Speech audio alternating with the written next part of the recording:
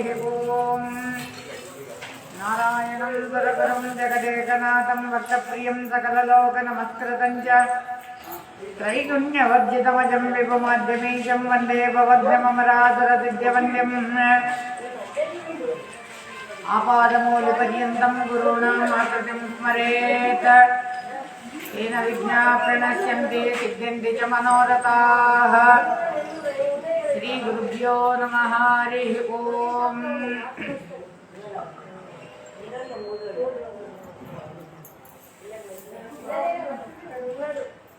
अस्मद्गुरुसमारम्भां टीकाकृत्पादमध्यमां श्रीमदाचार्यपर्यन्तां वन्दे गुरुपरम्पराम्।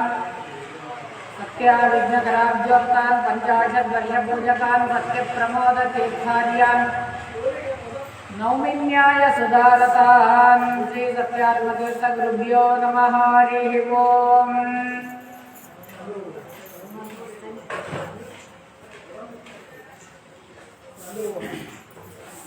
भीष्म उवाच पुरा त्रेतायुगे राजन्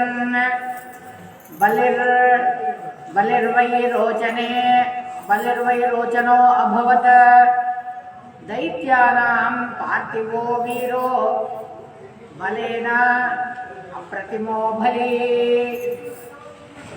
श्रीगुरुभ्यो नमः। हरिः ओम्। భీష్మాచార్యుల వారు యుధిష్ఠిరుల వారికి తెలుపుతున్నారు కదా, వినవయ్య ఓ యుధిష్ఠిర, పూర్వం లోపల త్రేతాయుగం లోపల విరోచనుడు అనేటువంటి వాడు, ప్రహ్లాదుడి యొక్క కొడుకే విరోచనుడు, ఆ విరోచనుడి యొక్క కొడుకే బలిచక్రవర్తి. ఈ విధంగా ఆ బలి బలము లోపల చాలా అప్రతిమయ సంపన్నుడైనటువంటి వాడు, అద్వితీయుడైనటువంటి వాడు, దైత్యుడు. ఈ విధంగా దైత్యులకు అధిపతి అయినటువంటి వాడు ఆయన. ఆ బలిచక్రవర్తి భూమిని పాలనా చేస్తున్నాడయ్యా. ఈ విధంగా ఓ మహారాజా వినవయ్యా, అప్పుడు ఆ దైత్య సమూహం అంతా కూడా ఆ బలిచక్రవర్తి యొక్క సామర్థ్యము చేత ఇంద్రుణ్ణి ఓడించి ఇంద్రుడి యొక్క స్థానాన్ని ఆక్రమించుకున్నారు అని భీష్మాచార్యుల వారు ఈ విధంగా ధర్మరాజు గారికి తెలియజేస్తున్నారు. ఆ సందర్భం లోపల బలి ఎవరికి కూడా భయపడతలేడు. బలిచక్రవర్తి ఇంద్రాది దేవతలు బ్రహ్మదేవుణ్ణి ముందర చేసుకొని అందరూ కూడా క్షీర సముద్రం దగ్గరికి వెళ్ళినారు. ఈ విధంగా క్షీర సముద్రం దగ్గరికి వెళ్ళి ప్రభు అయినటువంటి దేవదేవుడు అయినటువంటి ఆ యొక్క శ్రీమన్నారాయణుడు ఆయనను స్తోత్రం చేసినారు. స్వామి, ఈ విధంగా నీ యొక్క దర్శనం మాకు కావాలి అని కోరుతున్నారు. ఆ బ్రహ్మాది దేవతలందరూ కూడా ఆ భగవంతుణ్ణి దేవతల పైన అనుగ్రహం చేత వాళ్ళను అనుగ్రహించాలనేటువంటి ఉద్దేశం చేత భగవంతుడు వాళ్ళకు అభయం ఇచ్చి తాను అదితియంలో అవతారం చేసినాడయ్యా. ఈ విధంగా ఆయన అవతారం చేసినటువంటి వాడే ఈ కృష్ణుడు. విన్నావయ్యా ఓ యదునందన, ఓ కురుశ్రేష్ఠుడా విను. ఆ యాదవుడై అవతారం చేసినటువంటి ఈ యొక్క కృష్ణ పరమాత్ముడే విష్ణువై ఆయన అదితియంలో తాను ఇంద్రుడి యొక్క తమ్ముడిలాగా తాను అవతారం చేసినాడు. అదే కాలం లోపల దైత్యేంద్రుడైనటువంటి వాడు, పరాక్రమవంతుడైనటువంటి ఆ యొక్క బలిచక్రవర్తి శ్రేష్టమైనటువంటి అశ్వమేధ యాగాలకు ఉపక్రమిస్తున్నాడు. ఈ విధంగా ఓ యుధిష్ఠిరా వినవయ్యా, ఆ దైత్యేంద్రుడు బలిచక్రవర్తి యజ్ఞం నడుస్తూ ఉండేటప్పుడు ఆ భగవంతుడు తాను బ్రాహ్మణ వేషాన్ని ధారణ చేసినాడు. బ్రాహ్మణ వేషాన్ని ధారణ చేసి వామనుడై అక్కడికి వెళ్ళినాడు. ఈ విధంగా యజ్ఞోపవీతాన్ని ధారణ చేసుకున్నాడు. యజ్ఞోపవీతాన్ని వేసుకున్నాడు, శిఖను పెట్టుకున్నాడు, చేతి లోపల ఒక ఆ యొక్క కలశాన్ని పట్టుకున్నాడు. అద్భుతమైనటువంటి సౌందర్యం ఆ వామనుడిది. ఈ విధంగా బలిచక్రవర్తి యజ్ఞం నడుస్తుంది. ఆ యజ్ఞశాల లోపల ప్రవేశం చేసినాడు ఈ వామనుడు. దక్షిణ రూపకంగా ఈ విధంగా అక్కడ వెళ్ళి అడుగుతున్నాడు కదా, నాకు 3 అడుగుల జాగా ఇవ్వు అని అడిగినాడు ఆ బలిచక్రవర్తికి. ఈ విధంగా నాకు 3 అడుగులు ఇస్తే చాలు, నేను అంతటితోనే నేను తృప్తుడనైతానని అన్నాడు. దీయతాం త్రిపదీ మాత్రం ఇది యాజాన్ మహాసురం. ఏ మహాసుర, నాకు 3 అడుగుల జాగ మాత్రం ఇవ్వు. సతేతి పతిశ్రుత్య ప్రదదౌ విష్ణవే తదా. ఈ విధంగా ఎప్పుడైతే అనగానే వాడి యొక్క మాటలను విని, ఆ భగవంతుడి యొక్క మాటలను, వామనుడి యొక్క మాటలను విని, అప్పుడు ఆ భూమి దానం చేయడానికి తాను సిద్ధమైనాడు ఆ యొక్క బలిచక్రవర్తి. ఈ విధంగా ఎప్పుడైతే ఆ యొక్క శిశువు తాను పెరుగుతున్నాడయ్యా, భూదానాన్ని చేసినారు. ఈ విధంగా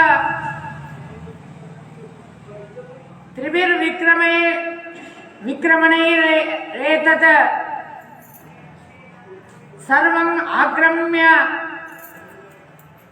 తావి మొత్తం అంతా కూడా ఆక్రమణం చేసేసినాడు. ఆయనకిచ్చింది ఎంత? 3 అడుగుల జాగా. కానీ ఆయన సర్వాన్ని మొత్తం కూడా భగవంతుడు అన్ని చోట్ల వ్యాప్తుడైనాడు అనేటటువంటి దాన్ని తెలియజేయడానికి కొరకు తాను అన్ని చోట్ల కూడా వ్యాప్తుడైనాడయ్యా. ఒక పాదముతోని కింద లోకాలన్నీ కూడా ఆవరించకపోయినాయి. అతల వితల సుతల తలాతల లోకాలన్నీ కూడా వచ్చేసినాయి. బలేర్బలవతో యజ్ఞే బలీనాం విష్ణునాపుర. ఈ విధంగా విక్రమే త్రివీర్ రక్షోభ్య క్షోభితాస్తే మహాసురాః. ఈ విధంగా ఆ బలిష్ఠుడైనటువంటి బలిచక్రవర్తి యొక్క యజ్ఞం లోపల విష్ణువు 3 అడుగుల జాగను అడిగి ఆ నెపముతోని క్షోభ లేనటువంటి వాడు అక్షోభుడు. ఈ విధంగా ఆ యొక్క మహాసురులందరినీ కూడా క్షోభ చెందిస్తున్నాడు. ఈ విధంగా ఓ భారత, అనేక ముఖాలను కలిగినటువంటి వాడు, అనేకమైనటువంటి మహాశరీరం కలిగినటువంటి వాడు, నానా వేషాలను ధారణ చేసి, నానా మాలలను ధారణ చేసి, అనేకమైనటువంటి గంధాలను పెట్టుకొని అక్కడ విప్రచిత్తి మొదలైనటువంటి మహాసురులు అందరూ కూడా చాలా కోపంతో వచ్చినారు. అనేకమైనటువంటి ఆయుధాలను విసురుతున్నారు ఆ స్వామి మీద. ఏమి కాలే, వాళ్ళ ఆయుధాలతోని ఎత్కించితు కూడా ఏమి హాని జరగలేదు స్వామికి.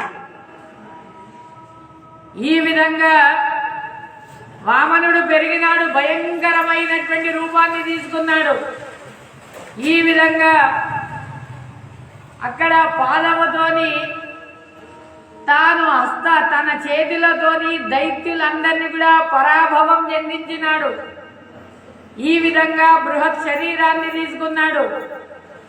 ఈ విధంగా శరీరాన్ని తీసుకొని తాను పెరుగుతున్నాడయ్యా. స్వర్గలోకమే ఈ విధంగా స్వర్గలోకం వరకు పెరిగినాడు. సూర్యుడి యొక్క సదనం వరకు అక్కడ వరకు పెరిగినాడయ్యా. సూర్యుడిని మీరి వెళ్తున్నాడట. ఈ విధంగా ప్రకాశయం దిశ సర్వ ప్రదిశశ్చ మహాయజా శశుభే మహాబాహు సర్వలోకాన్ ప్రకాశయన్ అని మహాభారతం లోపల వేదవ్యాసుల వారు చెప్తున్నారు. ఆ మహాబాహు అయినటువంటి వాడు, మహాకీర్తివంతుడైనటువంటి వాడు తన తేజస్సుతోని అన్ని దిక్కులను, విదిక్కులను అన్నిటిని కూడా అవన్నీ కూడా నిండిపోయినాయట. ఈ ఈ విధంగా అన్ని దిక్కులలో కూడా వెలుగు వస్తున్నది, కాంతి వస్తున్నది. తస్య విక్రమతో భూమిం చంద్రాదిత్యో స్తనాంతరౌ నభ ప్రగమ్యమానస్య నాభ్యాం కిల తదాస్థితౌ. ఈ విధంగా స్వామి పెరుగుతున్నాడయ్యా. ఎంత మట్టుకు పెరిగినాడు త్రివిక్రముడు వామనుడు. సూర్య చంద్రులే తన స్తనములాగా అయినారట. వక్షస్థలము లోపల సూర్య చంద్రులు వచ్చేసినారు. ఈ విధంగా మళ్ళీ ఇంకా కొంచెం పెరిగినారు, వాళ్ళు మధ్య లోపల వచ్చేసినారు. ఈ విధంగా నాభే అంతరిక్షమే నాభిలాగా వచ్చేసింది. ఈ విధంగా జానుభ్యాం, ఈ విధంగా ఆయన యొక్క ఆ తొడలున్నాయే, ఈ విధంగా అవన్నీ సువర్లోకాలకు అన్నిట్లకు కూడా ఆశ్రితమై ఉన్నాయి. ఈ విధంగా ఆయన పెరుగుతున్నాడయ్యా. అద్భుతమైనటువంటిది ఆ విష్ణు యొక్క పరాక్రమాన్ని చెప్తున్నారయ్యా యుధిష్ఠిరుడా. అనంతరం ఆ బ్రహ్మాండం అనేటువంటి ఆ యొక్క ఆ కపాలముందే, ఆ కపాలానికి భగవంతుడి యొక్క పాదాంగుష్టం, ఎప్పుడైతే పాదాంగుష్టము తాకగానే దాని నుండి ఆ యొక్క అక్కడి నుండి ఛిద్రమైందట గంగాజలం పడుతున్నది. ఈ విధంగా అతాసాధ్య కపాలం స అండస్యతు యుధిష్ఠిర తచ్చిద్రాత్ సంధినీ తస్య పాదాత్ భ్రష్టతు నిమగ్నగా ససార సాగరం సాషు పావని సాగరంగమా. ఈ విధంగా ఆ గౌతమి, ఆ గంగా నది స్వామి యొక్క పాదాలకు తాగి వచ్చిందట. స్వామి యొక్క పాదాలకు తాగి వచ్చి అందరినీ కూడా పవిత్రీకరణం చేస్తున్నదయ్యా. అందరినీ కూడా పునీతుల్లాగా చేస్తున్నది. ఈ విధంగా చేసి అది ఎక్కడి వరకు చేరింది? సాగరంలో వెళ్ళి చేరిందయ్యా ఆ యొక్క గంగా నది. ఈ విధంగా కాబట్టి అందరూ దానవులు, పుంగవులు వాళ్ళందరినీ కూడా సంహారం చేసినాడు. అసుర సంపత్తిని అంతా కూడా నాశనం చేసి ఆ జనార్దనుడు ఈ విధంగా పత్ని పుత్ర సహితంగా అసురులను అందరినీ కూడా నాశనం చేసి పాత ఎవరైతే ఆ యొక్క ఆ అసురులు ఉన్నారో వాళ్ళందరినీ కూడా పత్ని పుత్ర సహితంగా అసురులను అందరినీ కూడా పాతాళ లోకానికి పంపించినాడు. ఈ విధంగా తన యొక్క శక్తి సామర్థ్యం వల్ల నముచి, శంభరాసుర మొదలైనటువంటి వాళ్ళందరూ ఆ యొక్క త్రివిక్రమ ఆ భగవన్ వామనుడి యొక్క త్రివిక్రమ ఆ రూపానికి, ఆ పాద వేగానికి వాళ్ళందరూ కూడా పాతాళ లోకంలో వెళ్ళి పడ్డారు నాయన. అటువంటి రూపం అది వామనావతారం అంటే. సర్వ శబ్దాలకు విషయుడైనటువంటి వాడు, పంచభూతాలకు సకల కాలాల లోపల తన దేహాన్ని చూపెట్టినటువంటి వాడయ్యా. ఈ విధంగా ఆ ఉపేంద్రుడు ఈ విధంగా దేవ దానములు అందరికీ కూడా మోహం కల్పిస్తున్నాడు. బలిచక్రవర్తి యొక్క యజ్ఞశాల లోపల మహాత్ముడైనటువంటి వాణ్ణి బంధించినాడు. ఈ విధంగా విరోచనుడైనటువంటి వాణ్ణి సంహారం చేయాలి. ఆ విరోచనుడిని సంహారం చేసి ఈ బలిచక్రవర్తిని పాతాళ లోకానికి పంపించినాడు. గరుడ వాహనుడైనటువంటి శ్రీహరి అద్భుతమైనటువంటి కర్మలను ఈ విధంగా చాలా ఆశ్చర్యకరమైనటువంటిది, ఐశ్వర్యాది పరాక్రమాలతో కూడినటువంటిది అనే విధంగా చెప్తున్నాను. ఇంత చేసినా భగవంతుడికి అహంకారం అనేటువంటిది లేదు నాయన. ఈ విధంగా దానవ శత్రువు అయినటువంటి ఆ యొక్క బలి, ఆ యొక్క విష్ణుమూర్తి బలిని తాను ఆ యొక్క పాతాళ లోకానికి పంపించినాడు. ఇక్కడ ఇంద్రుని కూడా రక్షించినాడు. శచపతి అయినటువంటి ఇంద్రునికి ఆ యొక్క ఇంద్రలోకాన్ని ఇచ్చినాడు. ఇప్పటి వరకు ఇదంతా కూడా నీకు వామనావతారం గురించి నేను చెప్పినాను నాయన. ఇంకా ఆ యొక్క అనేకమైనటువంటి అవతారాల గురించి నేను చెప్తాను వినవయ్యా అని అంటున్నారు. రాముని యొక్క దత్తాత్రేయుడి యొక్క చరిత్రను చెప్తాను విను అని అంటున్నాడు విశ్వాచార్యుల వారు. ఈ విధంగా విష్ణోర్పూర్వ పునర్మహారాజా ప్రాదుర్భావో మహాత్మనః దత్తాత్రేయ ఇతి ఖ్యాతః ఋషిరాసీన్ మహాయశాః. ఈ విధంగా ఓ మహారాజా వినవయ్యా, విష్ణు ఇంకొక రూపంతోని తాను ప్రాదుర్భావమైనాడు దత్తాత్రేయుడై. ఈ విధంగా మహాకీర్తివంతుడైనటువంటి ఋషి అయి తాను ప్రఖ్యాతుడయ్యాడు. ఈ విధంగా లోకం లోపల వేదాలు ఎప్పుడైతే నష్టమైపోయినాయో, సత్కర్మలు యజ్ఞాలు అన్ని కూడా నష్టమైపోయినాయో, చాతుర్వర్ణం యొక్క వ్యవస్థ అంతా కూడా కలుషితమైపోయిందో, ధర్మం అంతా కూడా శైథిల్యమైందో, అధర్మమే విజృంభిస్తుందో, సత్యం అనేటువంటిది నష్టమైపోయిందో, అనృతం అనేటువంటిది అసత్యమే పెరిగిపోతుందో, ఈ విధంగా ధర్మం అనేటువంటిది వ్యాకులానికి లోనైందో, అప్పుడు దత్తాత్రేయుడు తాను అవతారం చేసినాడయ్యా. ఈ విధంగా యజ్ఞాలను, సత్కర్మాలను, వేదాలను, చాతుర్వర్ణాల వ్యవస్థను మళ్ళీ తీసుకొని రావాలనేటువంటి ఉద్దేశం చేత ఆ యొక్క దత్తాత్రేయుడు అవతారం చేసినాడు. ఈ విధంగా అటువంటి ఆ సమయం లోపల ఏయాధిపతి అయినటువంటి ఆ యొక్క అర్జునుడు, కార్తవీర్యార్జునుడు, ఆ అర్జునుడు ఈ విధంగా ఆయన దగ్గర వరాలను పొందినటువంటి వాడు. ఈ విధంగా అధిపతి అయినటువంటి అర్జునుడు ఆయనను దత్తాత్రేయుని ప్రసన్నీకరింపజేసుకున్నాడు. ఈ విధంగా తపోవనం లోపల అసూయ లేకుండా మమతతోని అహంకారాన్ని వదిలేసి బహుకాలం వరకు దత్తాత్రేయుడి యొక్క సేవ చేసినాడయ్యా యొక్క కార్తవీర్యార్జునుడు.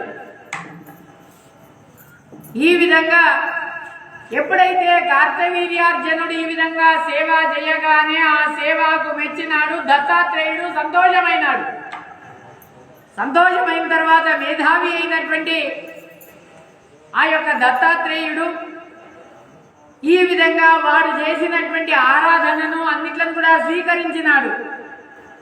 ఈ విధంగా బ్రాహ్మణ రూపం లోపల జ్ఞానులైనటువంటి వాళ్ళు ఈ విధంగా ఏం వరం కావాలో కోరుకో అని అన్నారు. మేధావి అయినటువంటి ఆయన నాకు అమరత్వం కావాలన్నారు. అమరత్వం తప్ప ఇంకా ఏదన్నా అడుగు అని అన్నారు దత్తాత్రేయుడు. అమరత్వం తప్ప ఇంకా ఏదైనా కోరుకో అని అన్నారు. నాకు 4 వరాలు కావాలి స్వామి అని అన్నారు. ఏమి ఆ 4 వరాలు అని అంటే, నేను కాంతియుక్తముగా, ధైర్యశాలిగా, బలిష్ఠుడై సత్యవచనాన్ని అసూయారహితంగా నాకు సహస్ర బాహులు ఉండేటట్టుగా నన్ను చేయండి. నాకు ఎల్లప్పుడూ కూడా 1000 బాహులు ఉండాలి. ఈ విధంగా నేను, అది నా యొక్క మొదటి వరం. రెండో వరం ఏమనంటే, ఈ అండజ జరాయుజ చరాచర ప్రాణులందరినీ కూడా ధర్మముతోని నేను నా ఇచ్ఛతోని నేను పాలన చేస్తాను. అది నా రెండో వరం. మూడో వరం ఏమంటే, పితృలను, దేవతలను, ఋషులను, బ్రాహ్మణులను విస్తారంగా యజ్ఞాలతోని, యాగాలతోని సంతోషం చెందించాలి. యుద్ధంలో శత్రువులను నిశితమైనటువంటి బాణాలతోని సంహరించాలి. పూజ్యుడైనటువంటి దత్తాత్రేయుడా, ఇది నాకు మూడో వరం. నాలుగో వరం ఏమంటే, లోకం లోపల ఈ లోకంలో కానీ దేవలోకంలో కానీ నాకంటే సమానుడైనటువంటి పురుషుడు ఈ విధంగా ఇంకొకడు లేడు అని నేను అనుకుంటాను. ఈ విధంగా ముందు రాడు అని అనుకుంటాను. అటువంటి వాటితోని నాకు మరణం రావాలని అంటాడు. ఈ విధంగా ఎప్పుడైతే 4 వరాలను పొందినాడో తాను మాయుష్మతి అనేటువంటి ఆ నగరానికి వెళ్ళి అక్కడ 1,00,000 సంవత్సరాలు అక్కడ ఉండి తాను జీవిస్తాడు నాయన ఆ కార్తవీర్యార్జునుడు. ఈ విధంగా ఆ భూమినంతా కూడా సమగ్రమైనటువంటి భూమినంతా కూడా గెలుస్తాడు తన శక్తి సామర్థ్యంతోని. ఈ విధంగా సముద్రాలను ద్వీపాలను సూర్యుడు ఆకాశం లోపల ఏ విధంగా ప్రకాశమానమవుతున్నాడో పుణ్యకర్మలను చేస్తున్నాడో ఆ విధంగా వీడు అర్జునుడు ఇక్కడ శోభాయమానంగా ఉన్నాడు ఈ కార్తవీర్యార్జునుడు. ఇంద్రద్వీప కశేరు తామ్రగ తామ్రపర్ణి గభస్తి గంధర్వద్వీప వారుణద్వీప సౌమ్యద్వీప అక్షద్వీప ఈ యొక్క ద్వీపాలన్నింటిని కూడా వాడు గెలిచినటువంటి వాడైనాడు.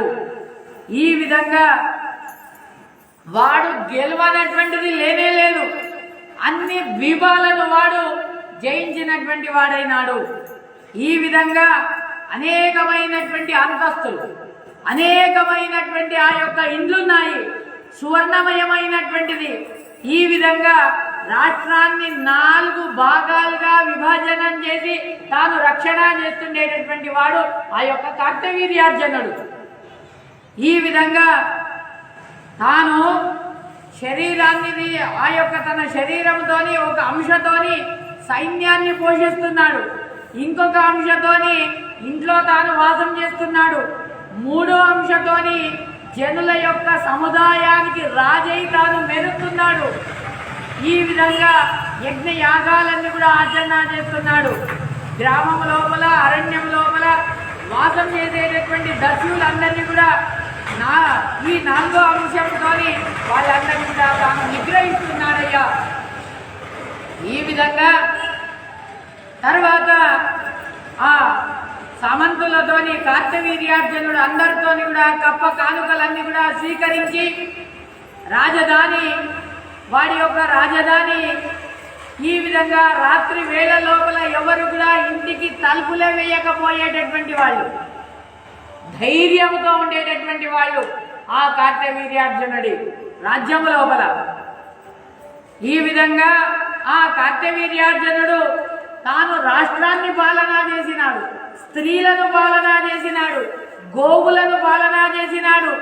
తర్వాత అక్కడ ఉండేటటువంటి గొర్రెలను మేకలను అవన్నిట్లను కూడా వాడు పాలనా చేసినాడు. అవిట్లా కాపరి కూడా అయినాడు. ఈ విధంగా ఆ అడవిలో వెళ్ళి ఆ పొలం పనులు కూడా చేసినాడు.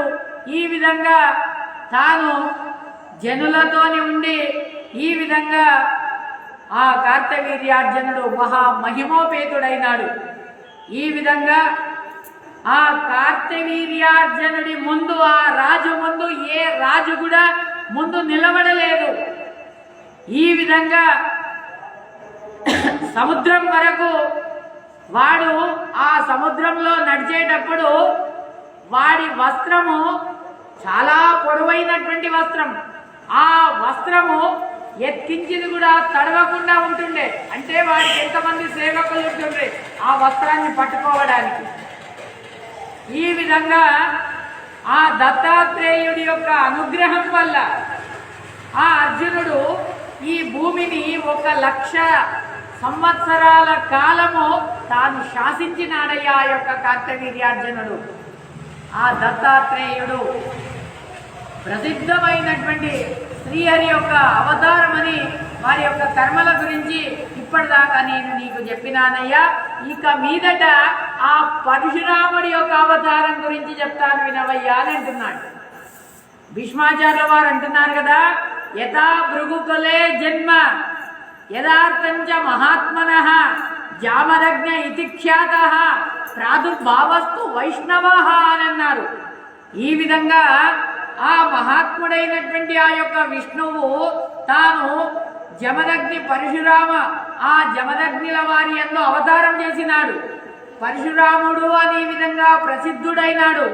ఈ విధంగా భృగుకులం లోపల తాను అవతారం చేసినటువంటి వాడైనాడయ్యా. ఆ యొక్క వృత్తాంతాన్ని చెప్తాను వినవయ్యా అని అంటున్నారు. ఈ విధంగా ఓ రాజన్ వినవయ్యా, జమదగ్నుల యొక్క కుమారుడైనటువంటి పరశురామదేవుడు పరాక్రమశాలి అయినటువంటి వాడు రాముడు. ఈ విధంగా ఆ విష్ణు యొక్క అవతారమే ఈ విధంగా రాముడు ఏయ కులాధిపతి అయినటువంటి శత్రుసూదనుడైనటువంటి కార్తవీర్యుడి యొక్క కుమారుడైనటువంటి అర్జునుడు ఒకసారి రథం నుండి దిగి తర్వాత యుద్ధం లోపల సంహారం చేస్తాడు. ఏయాధిపతి అయినటువంటి ఆ యొక్క అర్జునుడి యొక్క వినాశం. ఈ విధంగా ఆ పరశురాముడే బలిష్ఠుడైనటువంటి వాడు. ఈ విధంగా కార్తవీర్యార్జునుడిని ఈ పరశురాముడే తమ పరాక్రమం చేత వాణ్ణి యుద్ధం లోపల ఓడించేస్తాడు. తర్వాత జంభాసుర ఆ యజ్ఞం లోపల ఋత్వికులను యజ్ఞశాలలను అన్నిటిని కూడా నాశనం చేస్తాడు. ఈ విధంగా జంబాసురుడి యొక్క శిరస్సును తర్వాత ఆ శిరస్సును దాన్ని చీల్చేసి తర్వాత శతబిందు అనేటువంటి ఆ యొక్క అసురుణ్ణి కూడా సంహారం చేస్తాడయ్యా. ఈ గోవిందుడే ఈ కృష్ణుడే ఏమనుకుంటున్నావయ్యా అని అన్నాడు ఆ యొక్క భీష్మాచార్యుల వారు. పరాక్రమశాలి అయినటువంటి వాడు, భృగుకులంలో తాను అవతారం చేసినటువంటి వాడయ్యా. యుద్ధం లోపల అనేక సార్లు 1000 కంటే ఎక్కువ సార్లు తాను జయశాలి అయినటువంటి వాడయ్యా. ఈ విధంగా ఈయన అనేకమైనటువంటి ఈ కృష్ణ పరమాత్ముడే తాను 64,000 సార్ల ఆ 64,000 క్షత్రియులందరినీ కూడా సరస్వతీ నదీ తీరం లోపల ఎదిరించినాడు. తన ధనస్సుతోని ఎదిరించి వాళ్ళందరినీ కూడా సంహారం చేసినాడు. ఈ పుణ్యశ్రేష్ఠుడైనటువంటి కృష్ణుడే బ్రహ్మద్వేషులైనటువంటి వాళ్ళందరినీ కూడా సంహారం చేసినటువంటి వాడైనాడు. ఆ సందర్భం లోపల పునః 14,000 శూరులైనటువంటి వాళ్ళందరినీ కూడా సంహారం చేసినటువంటి వాడైనాడయ్యా అని విధంగా చెప్పి పరశురాముడు ఈ విధంగా 14,000 ఆ సంఖ్యాకులైనటువంటి బ్రహ్మద్వేషులందరినీ కూడా గెలిచిన తర్వాత ఈ విధంగా తాను ఆ క్షత్రియులందరినీ కూడా గెలిచి తర్వాత ఈ విధంగా ఆ పరశురామదేవుడు భృగుకులోత్పన్నుడైనటువంటి వాడు. కాశ్మీర, దరధర, కుంతి, క్షుద్ర, మాలవ, కషర, చేది, కాశీ, కరుష, ఋషిక, అంగ, వంగ, కళింగ, మగధ, కోసల, ఈ విధంగా రాత్రాయణ, వీతిహోత్ర, కిరాత, మగధ, ఈ దేశాలలో ఉండేటటువంటి రాజులందరినీ కూడా వాళ్ళందరినీ కూడా యమపట్టణానికి పంపించినాడు. ఈ విధంగా క్షుద్రమైనటువంటి క్షుద్ర కర్మలను చేసేటటువంటి ఏ రాజులైతే ఉంటారో వాళ్ళందరినీ కూడా పంపించినాడు ఆ పరశురామదేవుడు. ఈ విధంగా మేరు మందర భూషితుడైనటువంటి వాడు కోటి క్షత్రియులందరినీ కూడా తాను ఆ సంయమని పట్టణానికి పంపించి 21 సార్ల భూ ప్రదక్షిణం చేసినటువంటి వాడైనాడు.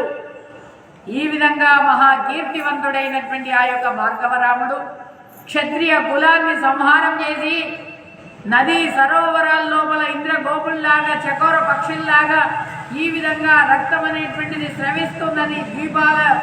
ఈ విధంగా ఎప్పుడైతే వాజపేయ యాగాలను ఆచరణ చేసి ఈ విధంగా దుష్టమైనటువంటి క్షత్రియులే ఉండకూడదు అనేటువంటి ఉద్దేశం చేత ఈ విధంగా చేసి ఈ భూమినంతా కూడా తాను ఆ కశ్యపుడికి దానం చేస్తాడు పరశురామదేవుడు. ఆ కారణం చేత వాడు పురాణ ప్రసిద్ధుడయ్యాడని ఈ విధంగా ఆ మహాత్మ్యాల లోపల వాడిని కొండాడుతారు నాయన. ఈ విధంగా ఆ యొక్క అనేకమైనటువంటి ఆ మహానుభావుడు ఆ పరశురామదేవుడు భూరి దక్షిణలు అన్ని కూడా ఇచ్చి యాగాలను చేసి 100 సంవత్సరాల వరకు ఆ సౌభపతి అయినటువంటి సాల్వుడితోని తాను యుద్ధం చేస్తాడు. ఈ విధంగా సుందరి అయినటువంటి ఒక స్త్రీ, అక్కడ ఒక కన్యా స్త్రీ, ఆమె ఈ విధంగా పాటలు పాడుతున్నది, గానం చేస్తున్నది. స్వామి, ఈ యొక్క సౌభాన్ని చంపకు, అందరిని చంపినావు, చాలు చాలు అని గానం చేస్తున్నదట ఆమె. ఆ గానాన్ని విని ఆ చక్రధరుడైనటువంటి ఆ యొక్క స్వామి తాను వదిలేస్తాడు. వదిలేసి ఈ విధంగా తాను తపస్సుకని వెళ్తాడు స్వామి పరశురామదేవుడు. ఈ విధంగా తపస్సు లోపల నిరతుడైతాడు అని చెప్పినారు.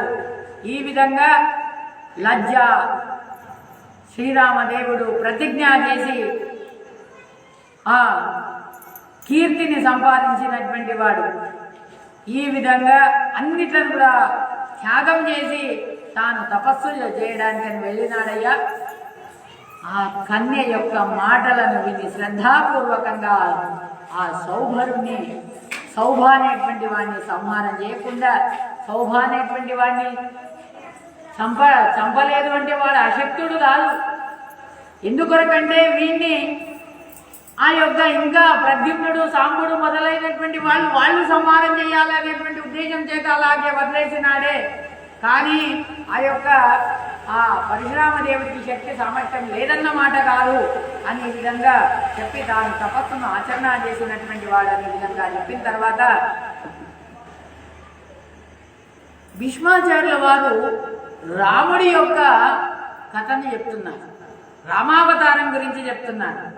ఏ రాజన్ వినవయ్యా, రామచంద్రుల వారు ఈ విధంగా శృణురాజం తథా విష్ణు ప్రాదుర్భావో మహాత్మనః చతుర్వింశి యుగే జాపి మార్కండేయ పురస్సరః. ఈ విధంగా 24వ యుగము లోపల మార్కండేయుడి ఎదుట లోపల నవమి తిథి రోజు మహాబాహు అయినటువంటి వాడు, శాశ్వతుడైనటువంటి వాడు ఆ యొక్క విష్ణువే తాను దశరథుడి యొక్క కుమారుడై అవతారం చేసినాడు. సనాతనమైనటువంటి ఈ విధంగా ధర్మము చేత రాక్షసుల యొక్క సంహారం కావాలి, దేవతా కార్యం జరగాలి అనేటువంటి ఉద్దేశం చేత స్వామి రామచంద్రుల వారు తాను ఈ యొక్క భూమి పైన తాను అవతారం చేసినాడయ్యా. ఈ విధంగా వాని పేరు అందరూ కూడా లోకే రామ ఇతి ఖ్యాత తేజస భాస్కరోపమః. లోకం లోపల వాడిని అందరు కూడా రామ రామ రామ అని పిలుస్తారట. వాడు ఎలా ఉన్నాడంటే తేజస్సు లోపల భాస్కరుడికి సమానమైనటువంటి వాడు. భాస్కరుడు అంటే ఆ యొక్క సూర్యుడి యొక్క తేజస్సు ఎలా ఉందో అలా ఉంది వాడి యొక్క తేజస్సు. ఈ విధంగా ఆ ప్రఖ్యాతుడైనటువంటి వాడు తేజస్సు లోపల ఈ విధంగా లోకానికి సంతోషాన్ని ఇచ్చేటటువంటి వాడు. దేవతా కార్యం కొరకు సనాతనమైనటువంటి ఆ యొక్క కీర్తిశాలి అయినటువంటి వాడు ఆ యొక్క విష్ణువు రాముడై అవతారం చేసినాడయ్యా. ఈ విధంగా ఆ మనుష్యేంద్రుడైనటువంటి వాడు, ఈ విధంగా సర్వోత్తముడైనటువంటి ఆ యొక్క విష్ణువే స్వరూపం ఆ విష్ణు యొక్క అంశతోనే పుట్టినటువంటి వాడు అనే విధంగా విశ్వామిత్రుల యొక్క యజ్ఞాన్ని రక్షణ చేయాలి, విశ్వామిత్రుల యొక్క యజ్ఞానికి విఘ్నం రాకూడదనేటువంటి ఉద్దేశం చేత ఆ సుబాహును సంహారం చేసి మారీచుడిని తన బాణాలతోని తర్వాత వాడిని ఎప్పుడైతే బాణం రాగానే ఆ మారీచుడు వెళ్ళిపోతాడు.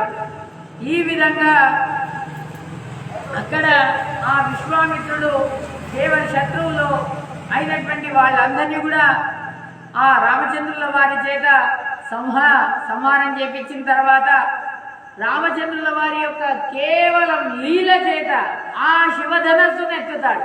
కేవలం లీలాజాలము చేతనే ఆ శివధనస్సును ఎత్తి తర్వాత అక్కడ ఆ యొక్క వాళ్ళ చేత ప్రేరేపితుడై తర్వాత తండ్రి యొక్క ఆజ్ఞ ప్రకారంగా తాను వనం లోపల ప్రవేశిస్తాడు నాయన.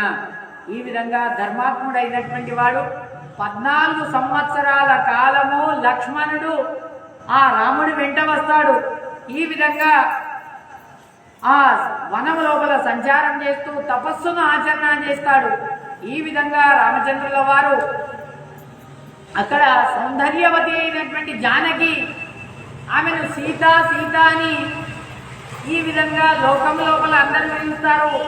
ఈ విధంగా అనాది కాలం నుండి ఆ స్వామికి ఆ భగవంతుడికి ఆ లక్ష్మీదేవికి వియోగం లేదు. ఈ విధంగా లక్ష్మీదేవి ఎల్లప్పుడూ కూడా ఆ స్వామిని వెంబడించుకుంటూనే ఉన్నది. ఈ విధంగా అనేకమైనటువంటి అక్కడ రాళ్ళు ముండ్లు అనేకమైనటువంటి దాన్ని ఆ బాధలను అనుభవిస్తూ రాముడితో పాటు వాసం చేస్తున్నది ఆ యొక్క వనం లోపల.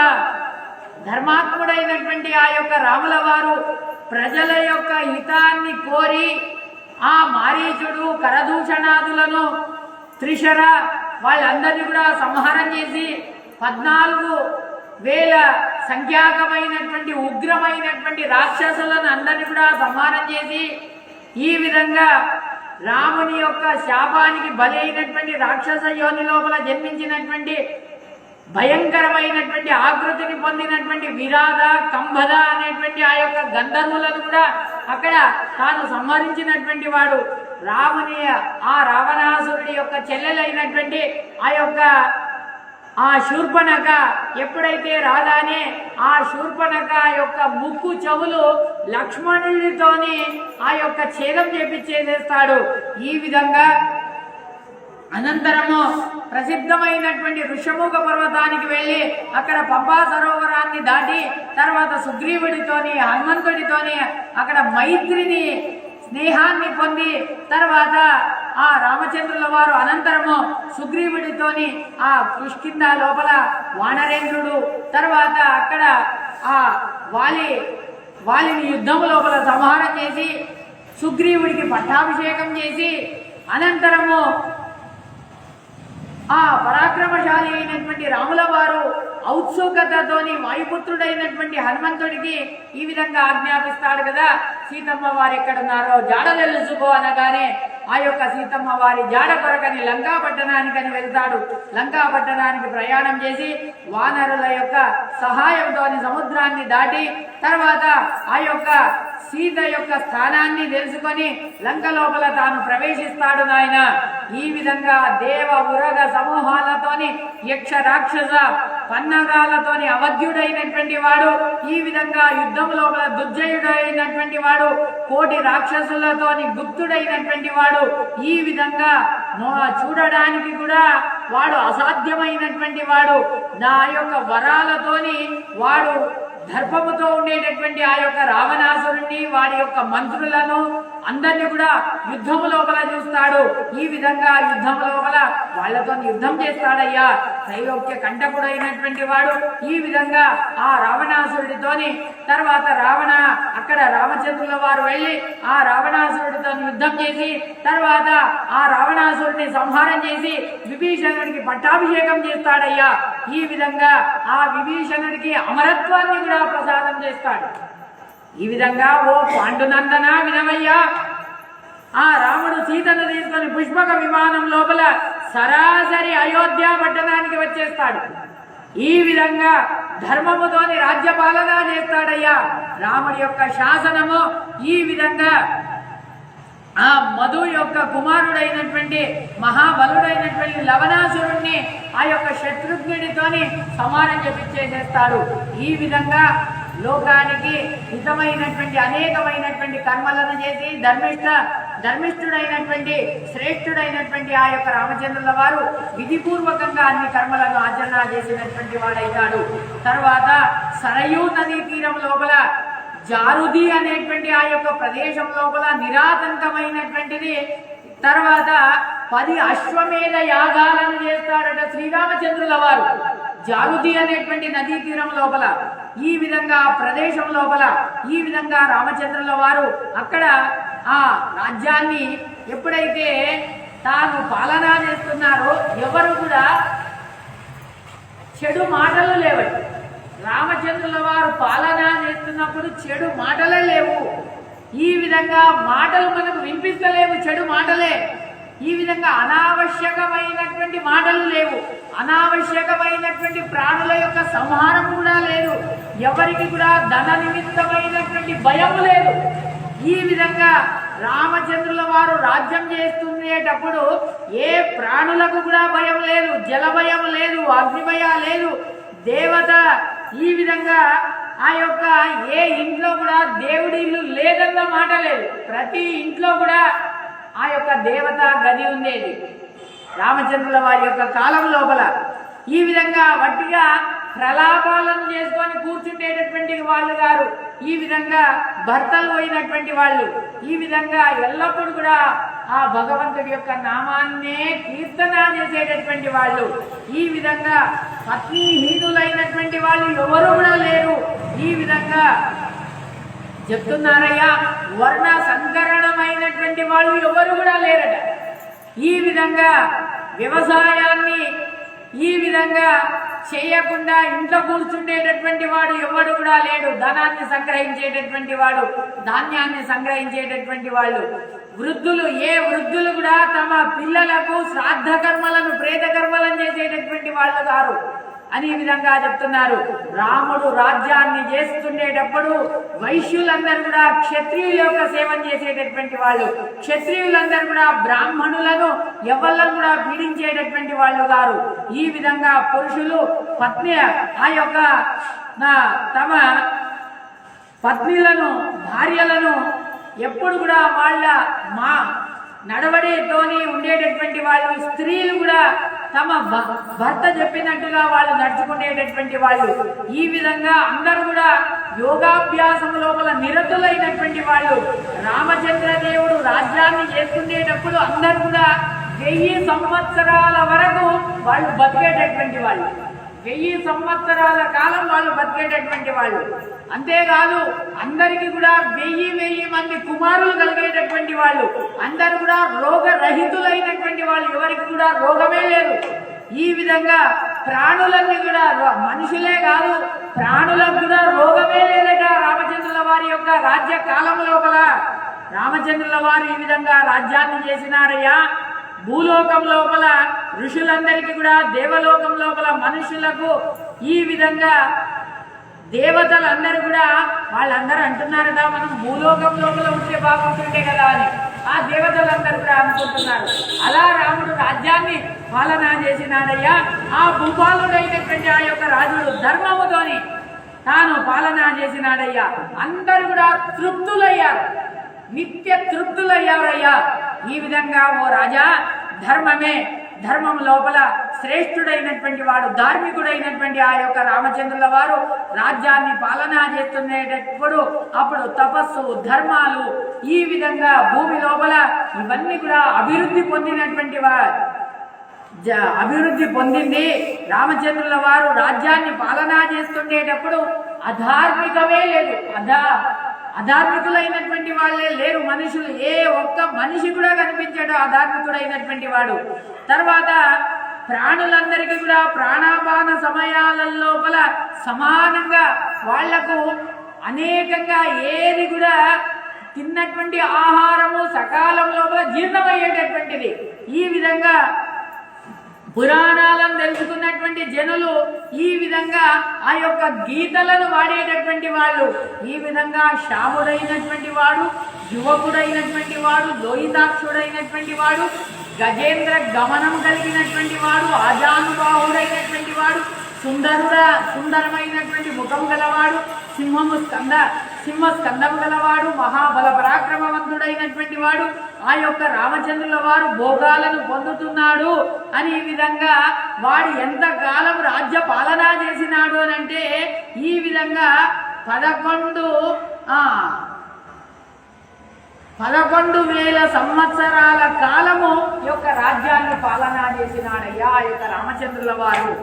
ప్రజలందరూ కూడా ఆ యొక్క పాటలను వాడుతున్నారు, రామ రామ రామ రామ రామ రామ. ఈ విధంగా ఎక్కడ వెళ్ళినా గాని కూడా రామమయమైపోయింది. రామచంద్రుల వారు పాలన చేస్తున్నప్పుడు ఈ విధంగా ఆ యొక్క ఋగ్వేదం సామవేదం, ఋగ్వేదాన్ని సామవేదాన్ని యజుర్వేదాన్ని చదవనటువంటి ఏ బ్రాహ్మణే లేడు. అందరూ కూడా ఆ వేదాలను చదివినటువంటి వాళ్ళే ఉన్నారు. రామచంద్రుల వారు ఈ విధంగా దండకారణ్యం లోపల వాసం చేసి తర్వాత అక్కడ దేవతా కార్యాన్ని చేసినటువంటి వాడు, ఈ విధంగా సత్వశాలి అయినటువంటి వాడు, గుణ సంపన్నుడైనటువంటి వాడు, తేజస్సుతోని తాను పెరుగుతున్నాడయ్యా.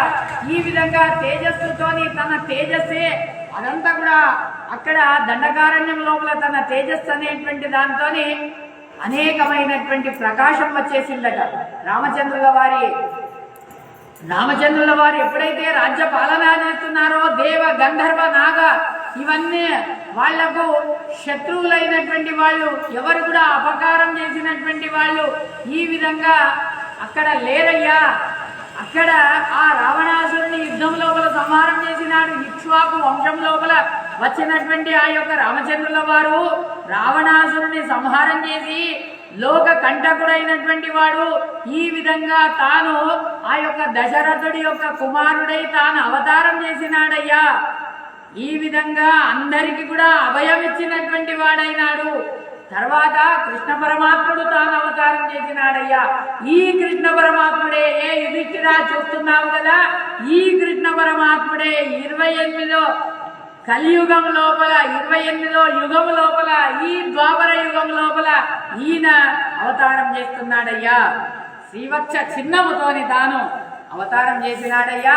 సుందరుడైనటువంటి వాడు, ఉదారమైనటువంటి వాడు, ఈ విధంగా అనేకమైనటువంటి విద్యలను తెలిసినటువంటి వాడు, దేశ కాలాల లోపల ఉండేటటువంటి వాడు, శంఖచక్ర కదా పద్మాలతోని తాను అవతారం చేసినటువంటి వాడయ్యా. లోకానికి హితం చేసేటటువంటి వాడు, ఈ విధంగా భూమికి హితం చేసేటటువంటి వాడు. వృష్ణి కులం లోపల జన్మించి వాసుదేవ అనేటువంటి పేరుతోని వాడు ప్రఖ్యాతుడైనటువంటి వాడు. వాసుదేవుడు అని అంటే మోక్షాన్ని ఇచ్చేటటువంటి వాడు వాసుదేవుడు. కాబట్టి ఆ వాసుదేవుడే మనకు మోక్షాన్ని ఇచ్చేటటువంటి వాడు. ఆ వాసుదేవ నామకుడై వాడు ప్రఖ్యాతుడయ్యాడయ్యా. ఈ కృష్ణ పరమాత్ముడే. ఏమనుకుంటున్నావయ్యా ఈ కృష్ణుని చూసి నువ్వు? మనుషులందరికీ కూడా అభయాన్ని ఇచ్చేటటువంటి వాడు మధుసూదనుడని ప్రఖ్యాతుడయ్యాడు.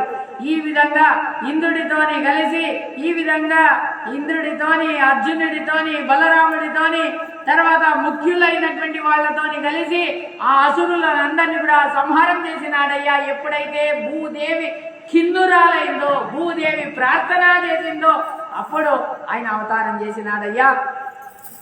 ఈ విధంగా అనేకమైనటువంటి కంసాది దైత్యులందరినీ కూడా ఈ మనుష్యలోక వేషాన్ని ధారణ చేసి కంసాది దైత్యులందరినీ కూడా సంహారం చేసి లోకానికి హితం చేసినాడయ్యా ఈ యొక్క కృష్ణ పరమాత్ముడే అని అంటున్నాడు. కలియుగం లోపల ఈ విధంగా చివరి కాలం లోపల ధర్మం ఎప్పుడైతే శైథిల్యమైతుందో హరి అప్పుడు కల్కి నామకుడై తాను అవతారం చేస్తాడు. విష్ణు యశ అనేటువంటి ఆ యొక్క బ్రాహ్మణుడి యొక్క ఇంటి లోపల తాను అవతారం చేస్తాడయ్యా అని ఈ విధంగా చెప్తున్నాడు భరత శ్రేష్ఠ. ఈ విధంగా ఆ పాషాండులు ఎప్పుడైతే పెరిగిపోతారో, ధర్మం అనేటువంటిది కుంఠితమైతుందో అప్పుడు ఆ ధర్మాన్ని జాగృతం చేయాలనేటువంటి ఉద్దేశం చేత ఆ బ్రాహ్మణి లోపల అవతారం చేస్తాడు. చివరికి తర్వాత ఈ విధంగా అనేకమైనటువంటి దేవగణాలతో సహితమైనటువంటి బ్రహ్మవాదులందరికీ కూడా పురాణాల లోపల దీన్ని గానం చేస్తారయ్యా అని చెప్పినారు అని ఈ విధంగా ఇది శ్రీమన్మహాభారతే శతసహస్రికాయాం సంహితాయాం సభాపర్వణి 24వ శ్రీకృష్ణార్పణమస్తు.